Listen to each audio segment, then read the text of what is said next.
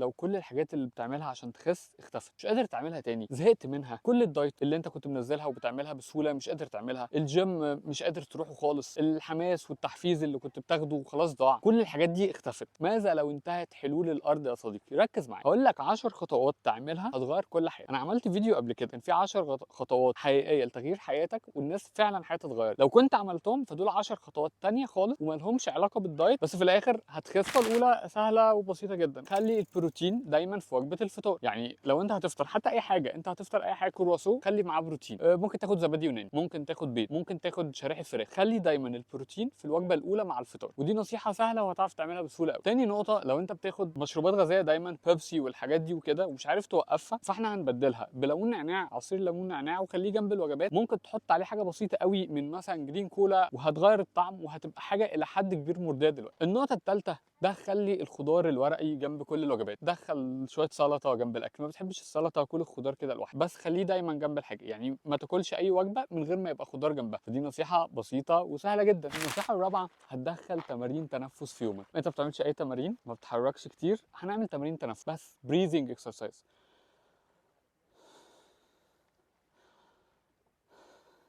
تمارين التنفس مهمه جدا، وبالمناسبه هي ليها دور فعال في حرق الدهون، وده مش كلام بس بتشوفه في الفيديو او بيعملوا الاجانب، لا دي حاجه مهمه جدا. خليها 3 مرات في اليوم وحافظ عليها كل يوم. النقطه الخامسه، عايزك تظبط لي نومك شويه. يعني خلي نومك في مواعيد ثابته، بتنام كل يوم مثلا الساعه 11 الساعه 12 وخلاص، انت ثبت ده. وهتخلي بس مفيش اكل قبل النوم بساعتين 3، مش عايز حاجه اكتر من كده. خليك دايما متاكد ان تمارين التنفس انت هتحرق لك دهون. مش لازم تكون بتلعب رياضه 3 ساعات في اليوم لا عادي خالص، ابدا بتمارين تنفس وهتبدا معاك. الاسبوع السادس، هتغير كل الوجبات اللي انت كنت بتطلبها من محلات مثلا مقليات، او محلات مثلا جانك فود زي بيتزا او حاجات كده، بمحلات برضو عادي من بره ما عنديش مشكله، بس بتعمل مشويات. وفي اماكن كتير بقت بتعمل اكل هيلثي بره، فممكن تطلب. فدي النقطه اللي هتغيرها في الاسبوع السادس. خليك فاكر ان كل الاسابيع اللي فاتت احنا دول بس بنضيف عليهم، مش مثلا بنغفلهم ونبدا بقى في حاجات جديده، لا كل ده ثابت. فانت معايا للاسبوع السادس، مكمل معايا ولا لا يا صديقي؟ الاسبوع السابع بقى بدانا ايه في الجد شويتين. تمارين التنفس جميله ومكمله معانا، بس هندخل ربع ساعه لتلت ساعه مشي سريع، وده هيظبط الحاله المزاجيه بتاعتك وهيفرق معاك في حاجات كتير جدا. بس كمان هيبقى في الحاجات الغلط اللي انت بتاكلها من بره او وات ايفر، انت لو انت اللي عاملها في البيت، تكون مرتين فقط في الاسبوع. فده الاسبوع السابع هنرفع شويه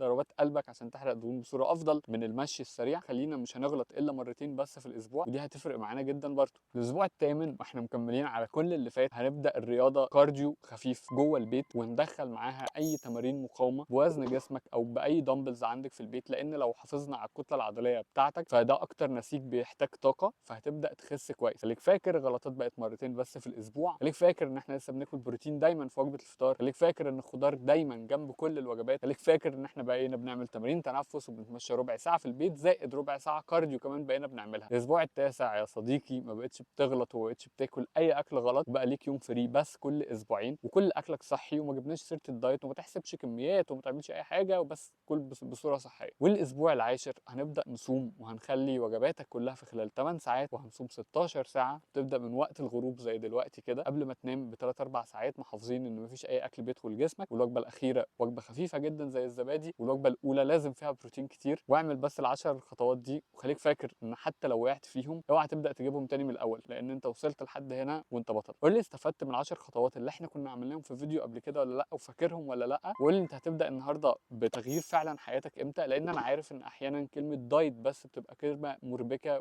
وبتزهقك جدا. فاحنا هننسى خالص الدايت وهنبدا بس بالخطوات دي، وصدقني دايما في امل، ودايما ينفع نبدا من جديد.